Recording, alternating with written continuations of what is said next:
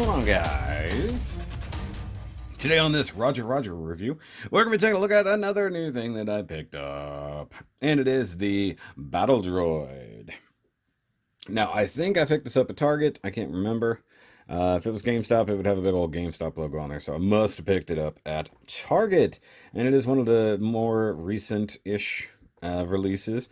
Of course, they're going back and redoing stuff from episode 1s and 2s and all the other things, so this was definitely more prevalent in episode 1 and some bits in episode 2.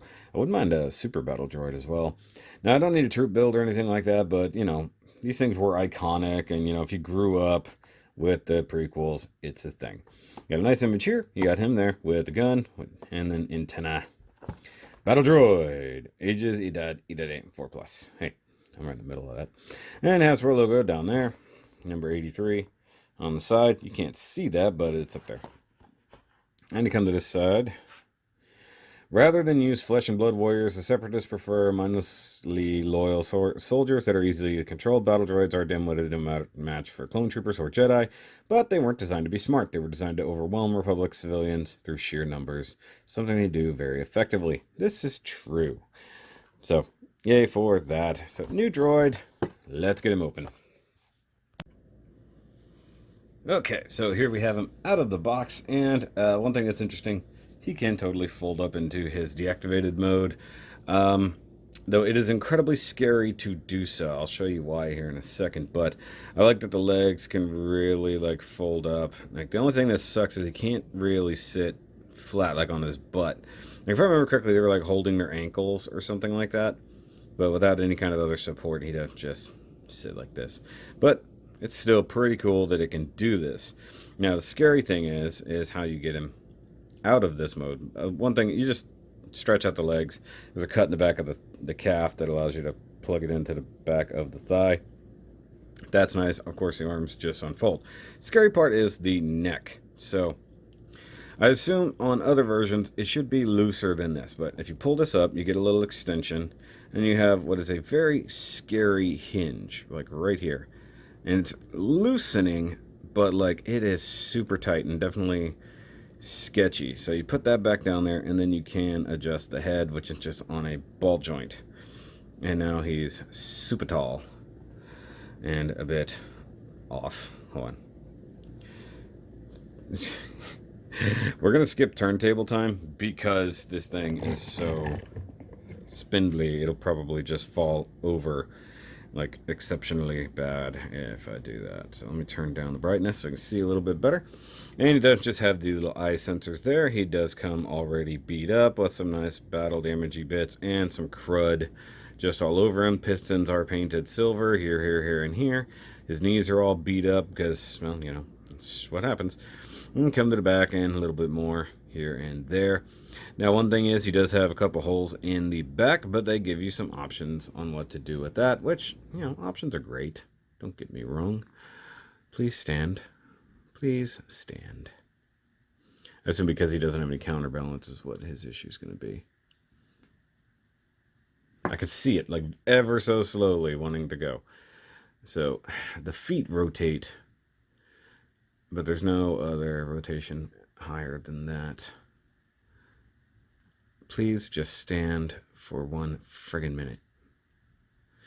Notice how I'm trying to counterbalance him, and he's still managing to shift all his weight rearward. It's because the ankles are acting like springs and pushing it backwards. He's going to fall regardless, but I'm just going to stand here. So he comes with two options. You've got his kind of battle backpack, which is fine. Also more weathering and stuff like that. Looks pretty good. And you've got the twin pegs that go right in there. And of course there's a command one. There's also the normal one. And with this version, you do get his ever so neat gun, which is actually done fairly well. You know, with black plastic that is dry brushed heavily. It looks nice. Some of the later ones that I've gotten aren't that nice. And you can just plug that in there, and then he can reach up over his own shoulder and grab that. Sure he can. But it doesn't matter because you just pull it around here, and you can put it in his hand. In theory, you can put it in his hand. the trigger finger that's the troublesome one. Something like that. And now he's holding his gun, and if you finagle the other one over, you can cradle it. Look at that. It's a warrior droid. Or battle droid, however you want to say. Now, I'll talk about the backpacks. He does have an alternate version, as previously stated, that, frankly, I couldn't figure out where it was supposed to go. So you get this, which is just a central antenna. Like I said, this is probably like a communications version. And once again, that neck doesn't have any in-between. It's like, it's a notch. It's like, hey, do you want it all the way up, or do you want it scarily forward? There's not a whole lot of in-between at all. So just depends on what you want. Does he have a wrist swivel? Looks like it's just a ball joint. Nothing crazy. Just kick the arms down. The elbows work, so let's use the elbows. And once again, his head is on a ball joint, but it's so tight and on top of such spindly plastic frame here that I'm scared. I'm certain the whole neck does rotate too, but...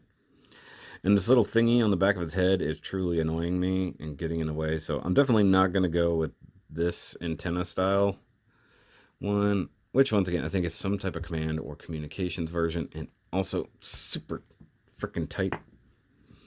So we'll go with the heavier backpack just because it looks better. But overall he does look good. We'll just do quick articulation. Does rotate. There is a hinge at the shoulder, but it's super tight, and I'm so scared to really articulate this thing. Super thin bicep rotation there. Obviously single jointed elbow. Does have forearm rotation, which is cool. Does have a wrist swivel and rotation. Kind of scared, you guys. If you guys could see my face as I'm manipulating this, it's just a thing. So that's better, actually.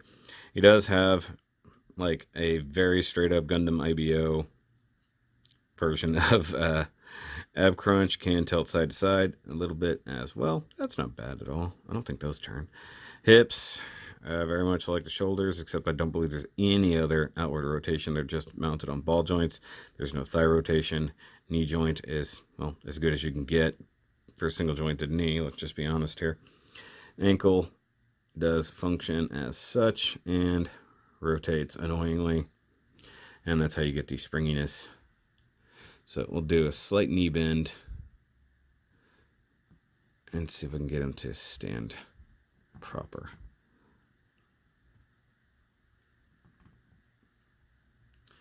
Come on, Roger. Your name is now Roger. This is definitely one that would be a candidate for a stand of some sort, because good Lord. I already need to invest in some NECA stands for my figures because they keep falling over really badly. But for comparison's sake, show them next to the other battle droid from last time. So 3PO and his bowcaster, which people seem to really dig this review. And somebody else from episode 1.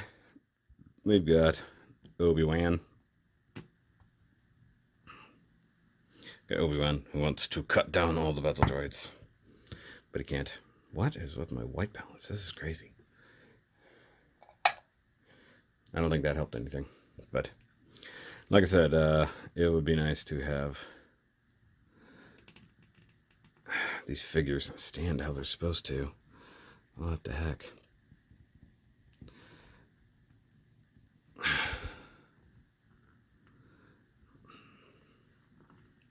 Just sometimes it would be nice if they would just stand.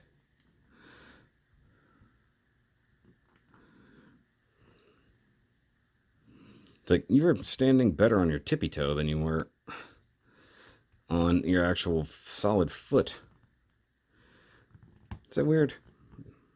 That he can balance better on one toe, so to speak. There, yeah, see? So now I need a Qui-Gon to go with him. Stop them Jedi, basically. So I dig this thing. I do wish it was a little bit cheaper. I think I got it on sale, though. I think they were selling them for like $17.99, which I appreciate because, you know, it's a spindly figure. but not a ton of accessories. But if you were going to troop build it, so to speak, I think it might be worth grabbing a few.